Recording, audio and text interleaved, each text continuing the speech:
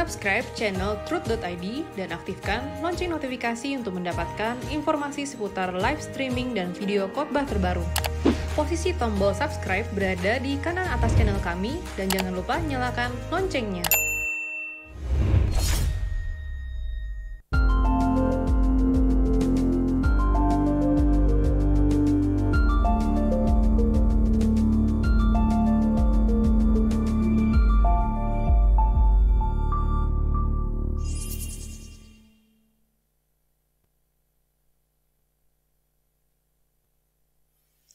Shalom, kaum ibu, kaum wanita khususnya dan semua saudara-saudara yang mengikuti acara Wanita Surgawi.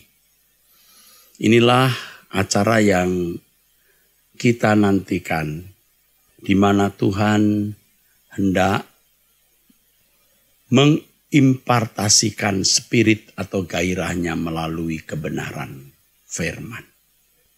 Oleh sebab itu, saudara menyiapkan perhatian, tempat, waktu, hati, supaya kita bisa menerima apa yang Allah sediakan bagi kita. Ya, saudaraku. Mari saudaraku sekalian, ya, kita berdoa terlebih dahulu. Ya, mari kita berdoa.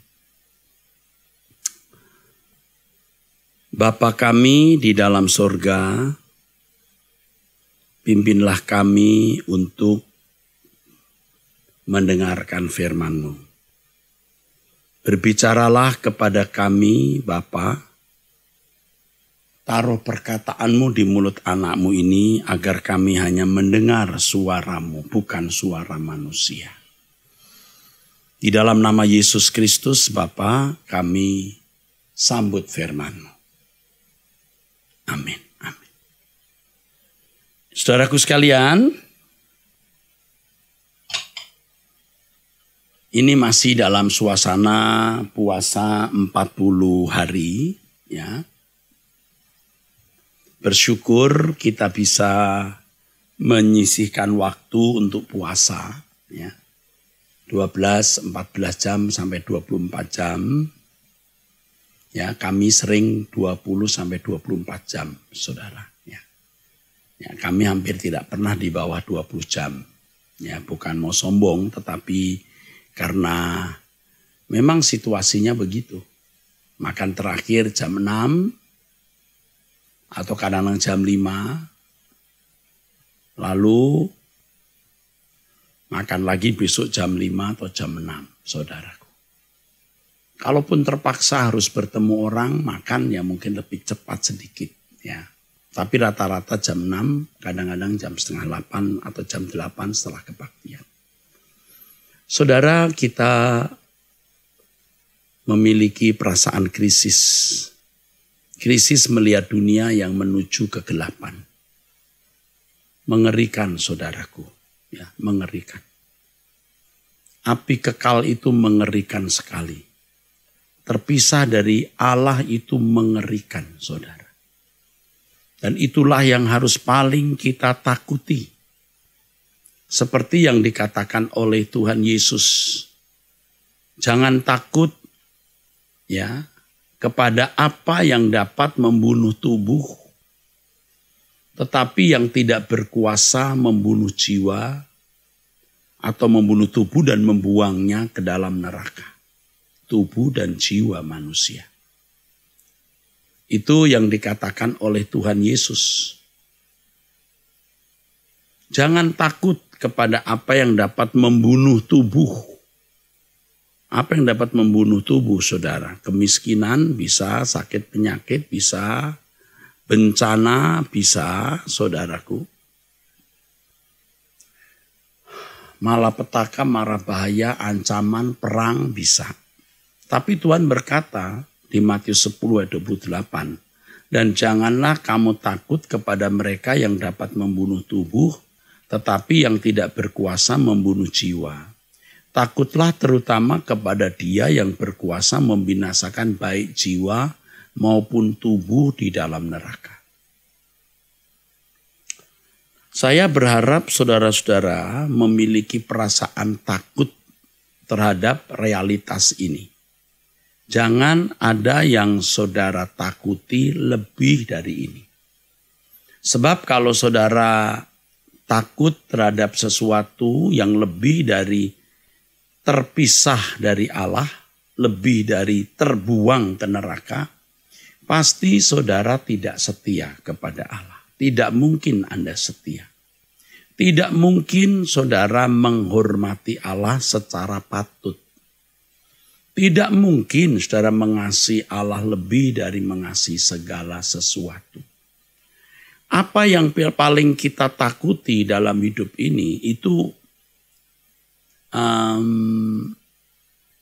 menentukan, memberikan peran besar terhadap sikap kita terhadap Allah, saudaraku. Jadi kalau Tuhan mengatakan di Matius pasal yang ke-6 dari ayat 25 misalnya, jangan takut, ya saudara, jangan takut. Sebenarnya saudaraku sekalian, di balik pernyataan jangan takut tersebut, Tuhan Yesus mau mengatakan takutlah akan satu pribadi yang patut kamu takuti. Jangan khawatir atas apapun saudaraku, tapi khawatirlah terhadap kenyataan keadaan kalau sampai seseorang terpisah dari hadirat Allah.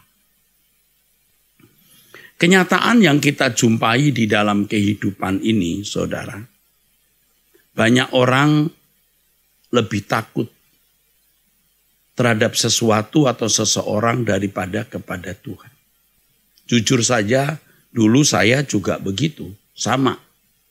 Ya, walaupun sudah menjadi pendeta, dosen sekolah tinggi teologi, takut, khawatir kalau tidak punya uang, takut kalau nama baik saya dirusak, takut kalau kedudukan saya digeser, takut kalau gereja tidak maju, takut kalau ada apa-apa, ada ini, ada itu, saudaraku. Nah, inilah yang kemudian membuat kita menjadi tidak setia kepada Tuhan. Membuat kita tidak setia kepada Tuhan tanpa kita sadari. Kita merasa bahwa tidak masalah. Namanya juga manusia, wajarlah memiliki perasaan takut dan gentar terhadap sesuatu. Namanya juga manusia. Itu wajar, ya. Tetapi kalau ditinjau dari kebenaran firman Tuhan, tidak boleh. Tidak boleh. Kalau Tuhan berkata jangan takut terhadap anu, maksudnya Tuhan agar kita takut kepada sesuatu yang patut kita takuti. Untuk yang lain tidak perlu.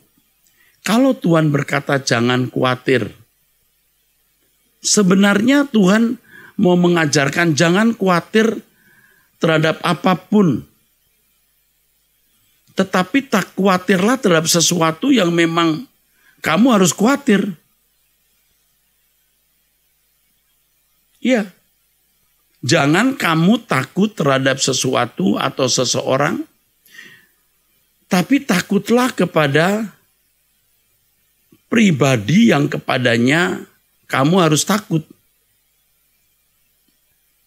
Siapa itu Tuhan? Tuhan, saudara. Siapa itu? Ya Tuhan. Nah, masalahnya banyak orang, saudaraku sekalian, yang tidak takut akan Allah. Karena Allah tidak kelihatan, Tuhan tidak kelihatan. Sedangkan masalah-masalah hidup itu di depan mata. Nah, sekarang kita mau belajar, ya, hidup berkenan di hadapan Tuhan. Kita akan belajar hidup berkenan di hadapan Tuhan. Yang kita harus takuti, saudaraku, adalah kalau kita terpisah dari hadirat Allah.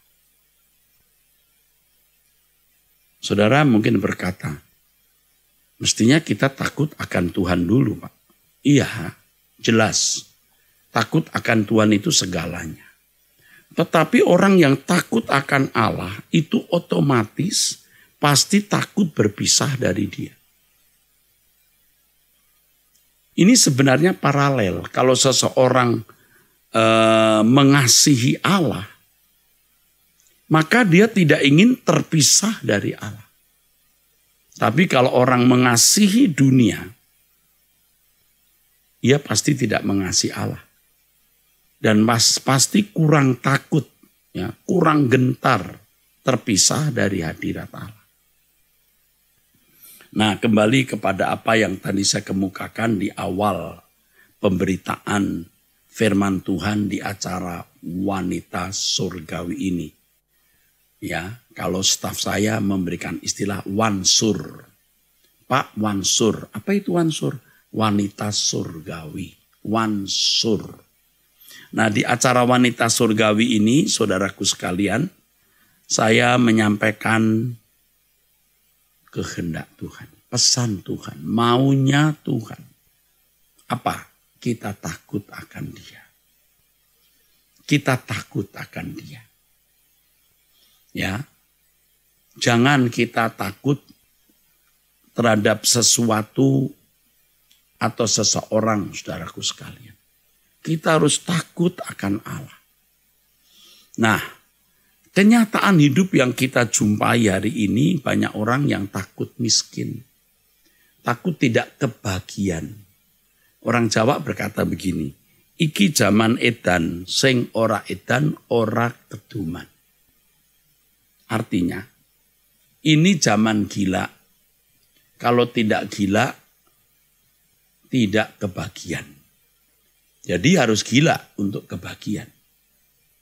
Nah, takut, khawatir, tidak kebahagiaan lalu jadi gila.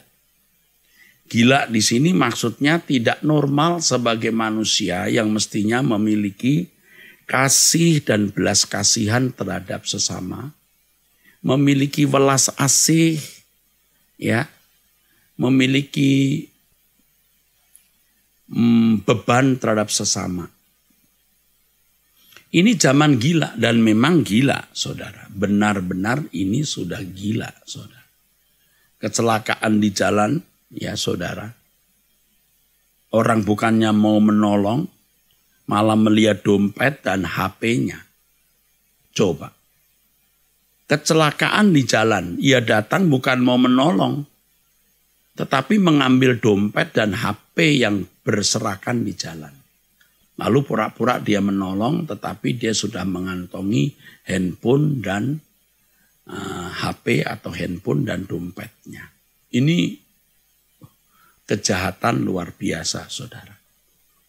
Orang sengaja menabur paku supaya motor yang lewat bannya bisa bocor dan setelah bocor bisa jual jasa tambal ban. Ya, tidak semua orang tambal ban melakukan itu. Ada yang begitu, saudara. Padahal tidak jarang mereka yang naik motor bukan orang kaya.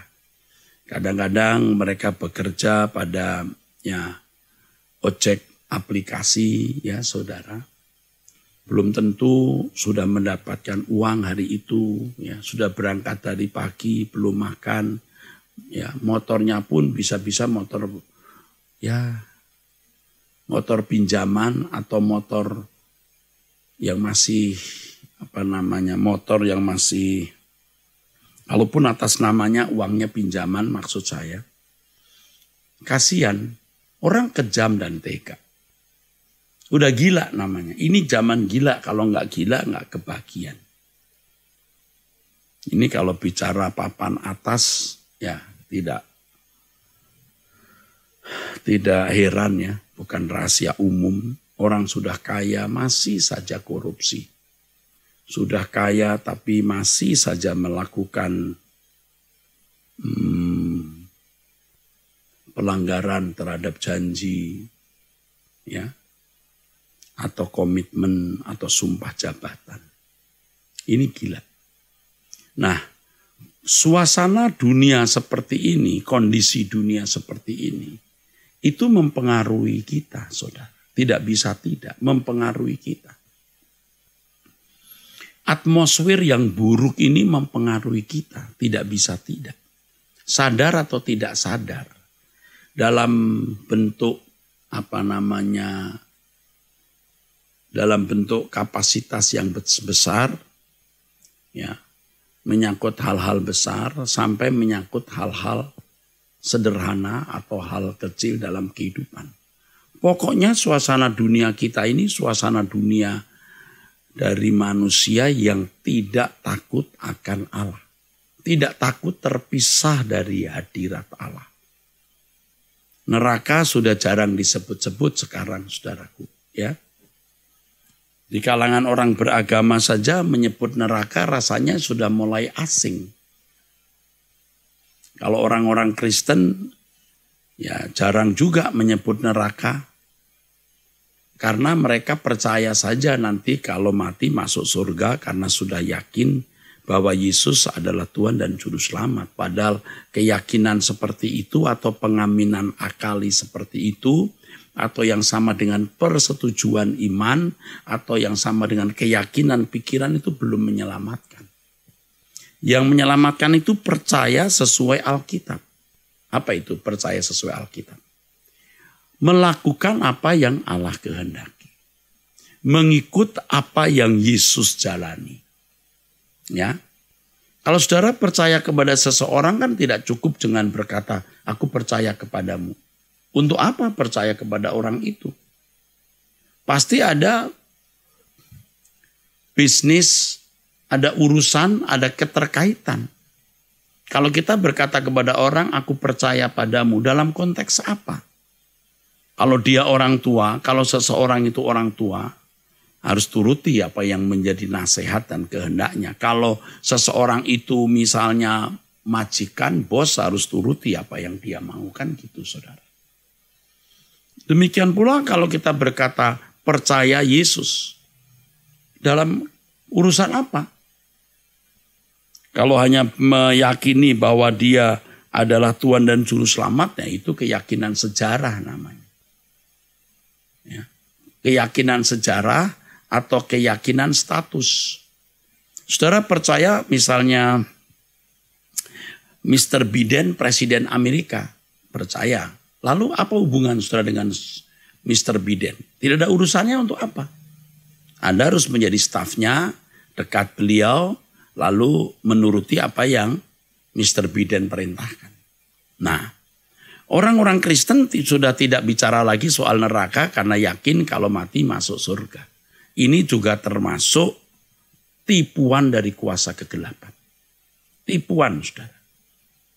Jadi kepercayaan kepada Yesus hanya dirumuskan dengan kata kalimat, sehingga kepercayaan itu hanya fantasi, hanya di atas kertas, tidak ada implikasi konkretnya. Tidak ada penerapan konkret, penerapan nyata dalam hidup saudara.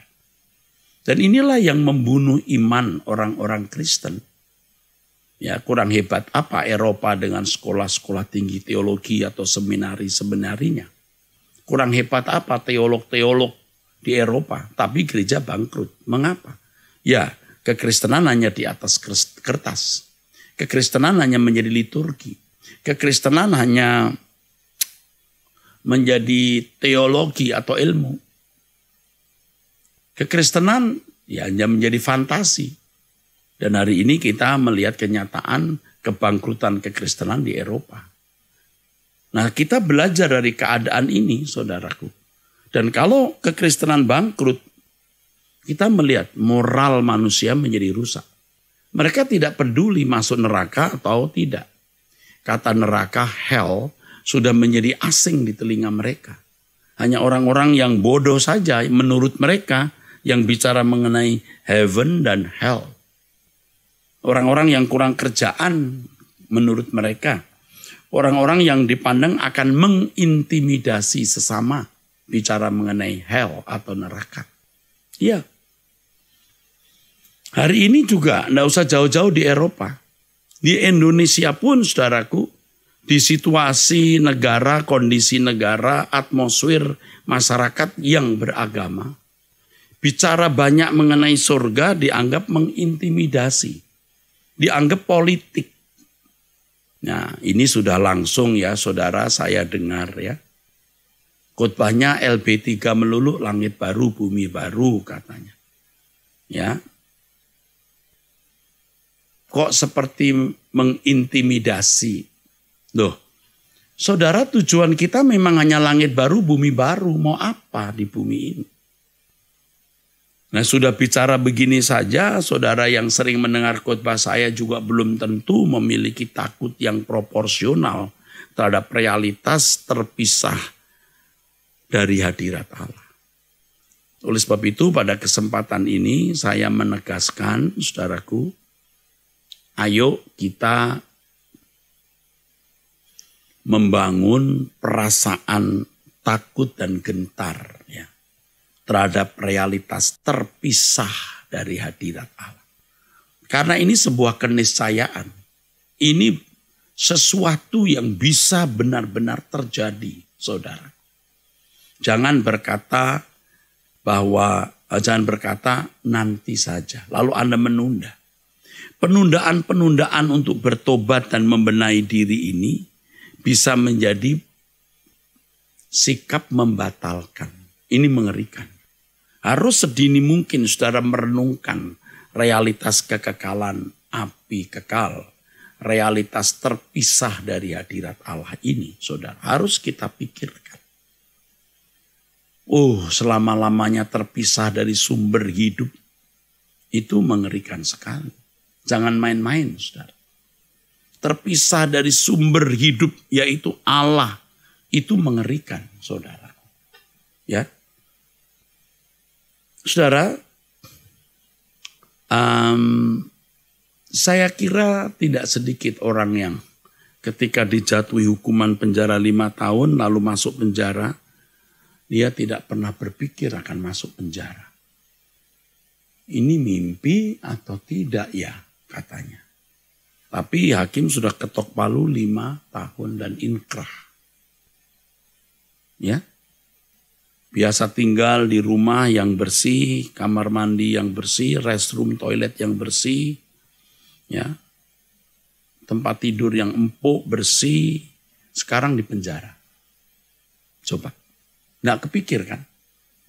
Dia juga tidak pernah bercita-cita masuk penjara, saudara. Itu 5 tahun. Bagaimana kalau 10 tahun? Wah, 10 tahun, saudara. Kalau usianya dia 55 tahun, 10 tahun itu 65 baru keluar. Kalau tidak ada remisi, tidak ada pengurangan hukuman misalnya. Itu baru 10 tahun. Bagaimana kalau 20 tahun? Ya, diketok palu 20 tahun, kalaupun dapat pengurangan, wah, bisa tetap menjadi 15 tahun. 15 tahun. Bagaimana kalau diketok seumur hidup? Langit hidupnya rubuh, saudara. Nah, lebih mengerikan kalau diketok hukuman mati. Ini kan ada usulan hukuman mati untuk beberapa pelanggaran. Selain narkoba ya. Selain narkoba ada hukuman mati untuk beberapa kasus. Nah, ini kalau sampai benar-benar terwujud, waduh, mengerikan, saudara. Jangan main-main ya, saudara-saudara. Yang mendengar firman ini, jangan main-main dengan narkoba. Ya. Orang tua jaga anak. Ya. Jangan sampai menjadi pengedar narkoba, importir narkoba, hukuman mati, saudara. Orang yang diketok palu hukuman mati, nah kepikir akan mati. Kalau usianya baru 30 tahun, 35 tahun, atau mungkin di bawah 30 tahun, wow, hukuman mati. Nggak kepikir itu ada hukuman mati. Maksudnya tidak kepikir akan mengalami hukuman mati. Tetapi itu masih bicara mengenai kehidupan di bumi. Tidak mendapatkan eksekusi hukuman mati pun orang mati juga, saudara. Kalau hanya 5, 10, 15, 20, 30 tahun itu masih pendek. Kalau terpisah dari hadirat Allah itu selamanya, saudara. Jangan sampai ketika Tuhan berkata, aku tidak kenal kamu, yang ditulis di Matius pasal 7, ayat 21 sampai 23. Aku tidak kenal kamu. Saudara baru berpikir, wah, tidak duga bakal begini. Nah, ini keniscayaan. Bukan sesuatu yang tidak mungkin terjadi. Sangat mungkin terjadi, saudara. Jangan main-main. Makanya mulai sekarang saudara harus serius memikirkan hal ini. Ini masalah terbesar dalam hidup kita. Saudara pasti punya masalah, bukan? Saya juga punya masalah. Masalah Anda berat, belum tentu lebih berat dari saya. Ya. Semalam jam 2 kurang 1/4 atau setengah 2 ya. Saya bangun sampai jam 3, kira-kira jam 3 lewat sedikit. Saya berlutut, saya berdoa. Ya sekitar sampai jam 3 lah. Saya berlutut. Saya mengucap syukur, saudara, atas semua kejadian yang saya alami. Hal-hal yang pahit, pedih, menyakitkan, melukai. Tetapi ternyata itu membawa saya lebih melihat kekekalan. Selama ini sudah mulai melihat kekekalan, saudara. Tapi dengan kejadian-kejadian yang saya alami bulan-bulan belakangan ini, wah, ini membuat saya menjadi lebih memandang langit baru, bumi baru. Dan tidak pernah saya memiliki perasaan gentar terhadap Allah seperti yang saya miliki hari ini. Itu berkat abadi. Maka saya bersyukur, terima kasih Tuhan. Dengan tulus, terima kasih Tuhan. Nah saudara punya masalah kan? Apakah masalah ekonomi, masalah kesehatan, ya ibu-ibu memiliki masalah rumah tangga. Sebesar apapun masalah kita, itu belumlah sepadan dibanding dengan persoalan terpisah dari hadirat Allah. Belum sepadan, saudara.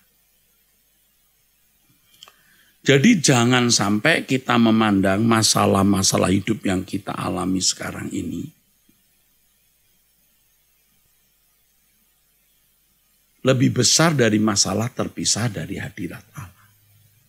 Coba renungkan saudara. Dan Roh Kudus kiranya memberikan kepada saudara pengertian bahwa terpisah dari hadirat Allah itu mengerikan saudara. Mengerikan. Tuhan Yesus berfirman, apa gunanya orang beroleh segenap dunia kalau jiwanya binasa? Untuk apa? Seandainya Anda punya rumah tangga sempurna, yang sempurna, pasangan hidupmu sempurna, ekonomi baik, anak-anak juga sempurna, sudah punya menantu, cucu-cucu yang sempurna. Saudara punya kedudukan atau suamimu punya kedudukan. Tetapi saudara binasa. Apa artinya? Apa artinya saudaraku? Percuma. Saya tidak mengatakan salah ya punya pasangan hidup yang baik, ekonomi yang baik, rumah tangga yang baik, anak-anak, menantu, cucu-cucu yang sempurna. Tidak salah, Allah mengendaki Anda hidup dalam kemakmuran.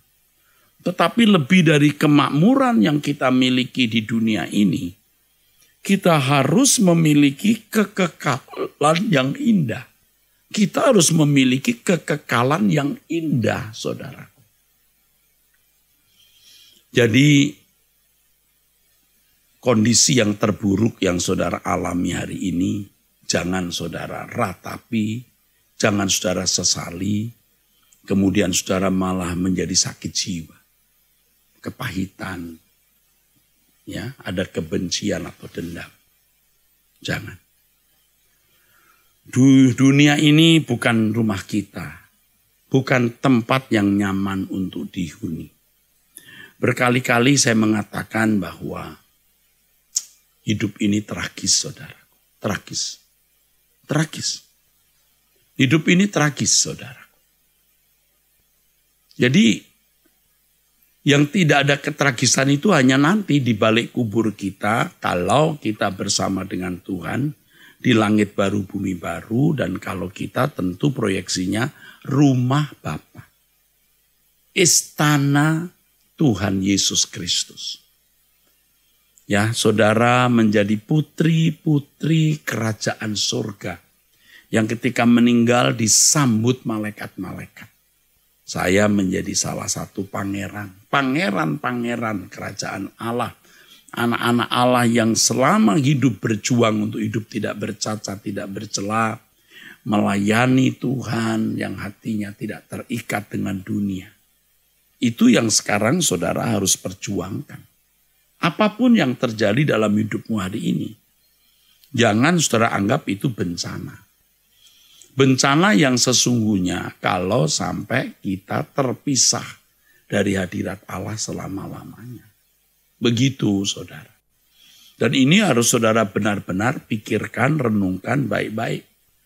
Saudara akan bisa membuktikan ketika saudara berhasil menghayati, merenungkan, menerima bahwa terpisah dari hadirat Allah itu hal yang paling mengerikan.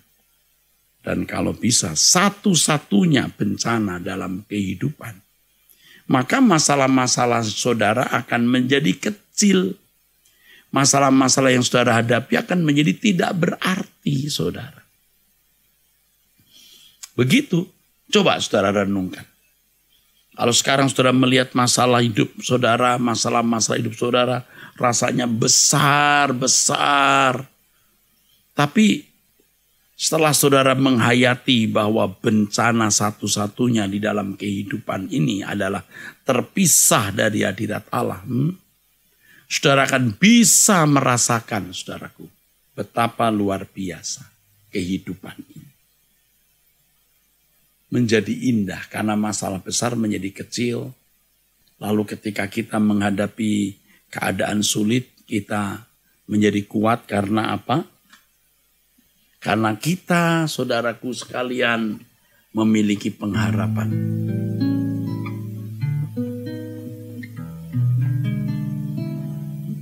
Kekekalan.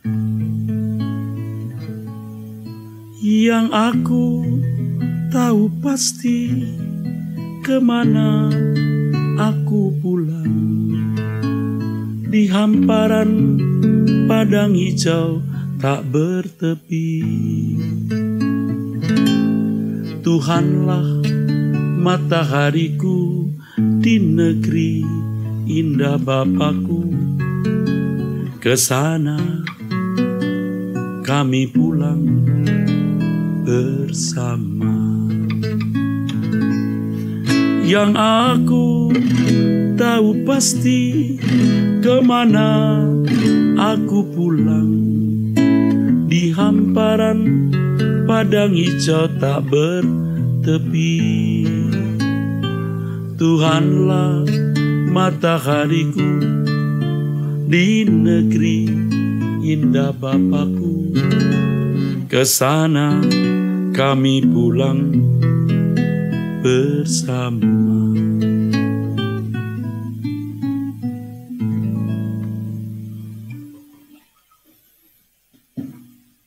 Kasihan ya, saya sering menemukan ibu-ibu yang hidupnya sengsara ya.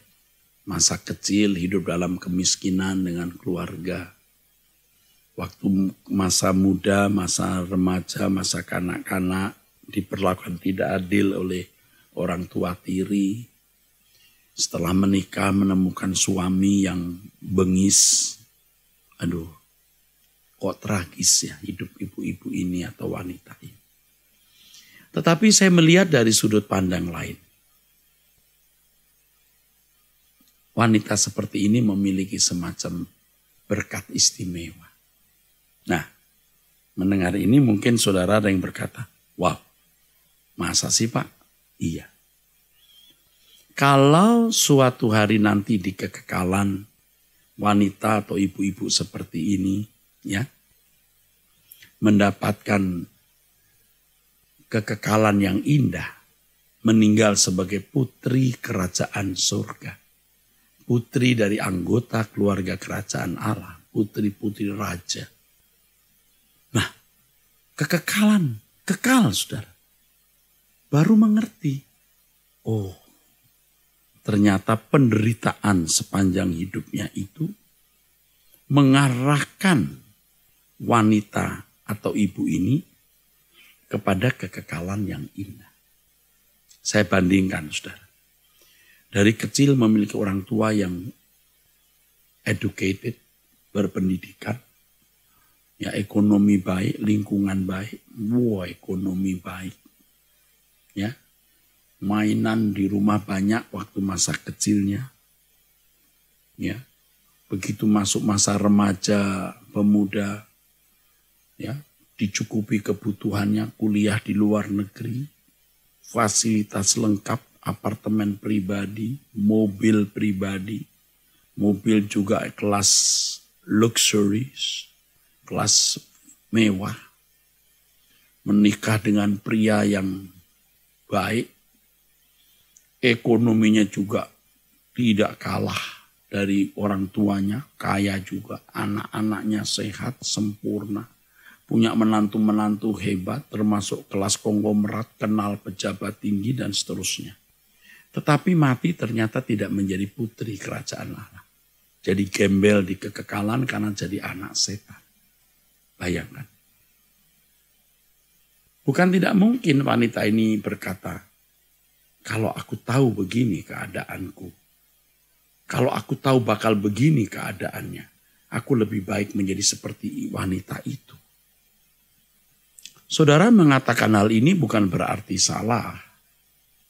Memiliki orang tua kaya, kuliah di luar negeri, memiliki fasilitas, memiliki pasangan hidup yang baik, memiliki anak menantu cucu yang baik. Bukan salah. Tidak salah. Tuhan bisa memberkati saudara dengan keadaan seperti itu. Tetapi keadaan seperti itu jangan membuat saudara menjadi lengah, terlena, terbius. Sehingga saudara tidak memikirkan kekekalan. Seakan-akan hidup ini akan berjalan terus, tidak ada ujungnya. Padahal hidup ini ada ujungnya. Ujungnya itu kekekalan itu, saudara. Nah, sekarang saudara akan memperoleh kekekalan yang indah atau kekekalan yang hina, kekekalan yang tidak indah, kekekalan yang mulia atau kekekalan yang hina. Saudara harus memutuskan dan mulai memilih sekarang. Bukan hanya yakin-yakin saja nanti mati masuk surga. Jangan ikut sesat seperti kebanyakan orang Kristen yang merasa asal yakin bahwa Yesus Tuhan dan Juru Selamat akan masuk surga. Ini kebodohan. Asli kebodohan.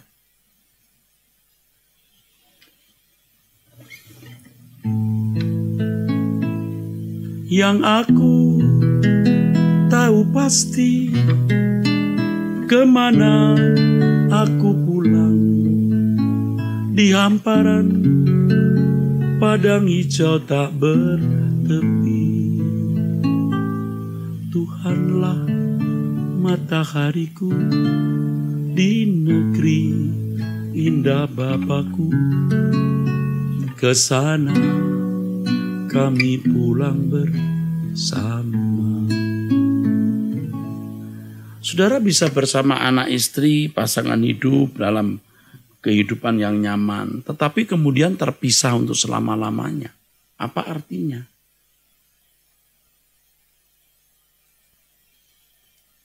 Idealnya dan yang memang Tuhan kehendaki, sejak di bumi bersama-sama, meninggal dunia pun nanti bersama-sama di kerajaan surga. Saya ingatkan kepada orang-orang kaya, ya, bukan benci orang kaya atau anti kekayaan. Tuhan Yesus yang berkata, ya, bukan saya, bahwa orang kaya itu sukar masuk surga. Ya, saudara. Orang kaya itu sukar masuk surga, saudara. Ini bukan saya yang bicara, saudaraku. Di Matius 19 ayat 23, Tuhan Yesus berkata, Aku berkata kepadamu, sesungguhnya sukar sekali bagi seorang kaya untuk masuk ke dalam kerajaan surga. Bukan tidak boleh kaya, lalu salah kalau Anda kaya. Tetapi godaan kekayaan itu besar. Godaan kekayaan itu besar.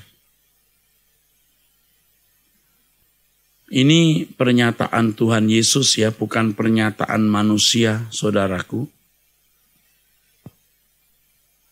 Tidak mudah, artinya sukar orang kaya itu masuk surga. Nah, bagi saudara yang miskin, jangan merasa dengan kemiskinanmu kamu akan lebih mudah masuk surga. Belum tentu juga. Sebab walaupun Anda miskin, tapi kalau Anda serakah, Anda masih ingin kaya dengan maksud supaya lebih bahagia, dengan pengertian kekayaan membuat Anda merasa lebih lengkap. Nah, ini saudara juga sukar masuk surga dan pastinya tidak masuk surga. Nah, kembali kepada apa yang tadi saya katakan. Kalau orang memiliki takut akan Allah, maka dia juga akan memiliki ketakutan terpisah dari Allah. Nah, orang seperti ini akan mengasihi Allah. Nah, kalau orang sudah terjebak dengan percintaan dunia, mencintai kekayaan, ya, terbelenggu oleh kehormatan. Selesai, saudara. Dia tidak akan bisa mengasihi Allah. Dan dia juga tidak takut mau terpisah dari Allah atau tidak. Dalam hidup ini saya pernah mendengar orang berkata, entah 1, 2 kali atau 3 kali, saudara. Rasanya sudah lebih dari 1 kali orang berkata, saya tidak peduli mau masuk surga atau masuk neraka. Wah, ini ceroboh sekali, saudara. Tetapi orang tidak mengatakan kalimat itu, aku tidak peduli masuk surga atau masuk neraka. Tetapi perbuatannya menunjukkan dia memang tidak peduli masuk surga atau masuk neraka. Dia tidak peduli. Mulutnya memang tidak mengatakan begitu. Tetapi dari perilakunya menunjukkan bahwa dia tidak peduli. Apakah dia masuk neraka atau masuk surga. Nah, sekarang apapun masalah saudara, ya, jangan tenggelam, jangan hanyut oleh masalah itu dan ditelan oleh dunia. Artinya ditelan oleh kuasa kegelapan dan saudara akan terhilang selama-lamanya. Ya, kaum ibu, kaum wanita, atau setiap saudara yang mendengar suara kebenaran ini. Jangan ditelan oleh dunia. Ayo bangkit, pulih, ya saudara. Ayo kita berjuang untuk bertumbuh secara benar, bertumbuh dengan benar dalam kebenaran, dalam penghayatan akan kekekalan, bertumbuh dalam takut akan Allah, bertumbuh dalam sikap menghormati Allah dan mencintai Allah. Untuk itu saudara saya ajak bergabung. Terus bergabung dengan Truth ID. Kita bisa doa bersama saudaraku sekalian. Ya. Setiap jam 5 pagi, usahakan tidak terlambat saudaraku. Saudara juga bisa doa setiap hari 6:30 malam waktu Indonesia Barat. Selama puasa 40 hari ini sampai nanti pada Maret, saudara. Sampai pada minggu pertama kedua Maret, saudara. Kita masih doa setiap hari jam 5 pagi waktu Indonesia Barat. Maupun 6:30 malam atau sore waktu Indonesia Barat. Kalau doa pagi jam 5 waktu Indonesia Barat, 5 pagi. Kalau doa pagi jam 5, ya, kalau doa pagi jam 5 pagi waktu Indonesia Barat itu sepanjang waktu. Artinya sampai Tuhan datang, saudara. Ya. Kalaupun saya nanti meninggal dunia, saya harap ada orang yang akan menggantikan tugas saya.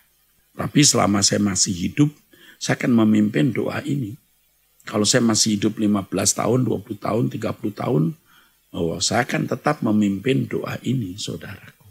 Ya, oke. Mari kita mengakhirinya dengan doa. Bapa, kami bersyukur untuk firman-Mu. Kami berterima kasih untuk kebenaran yang Bapa berikan. Terima kasih Bapa. Dalam nama Yesus Kristus kami bersyukur, kami berdoa. Amin. Saudara, sampai jumpa pada acara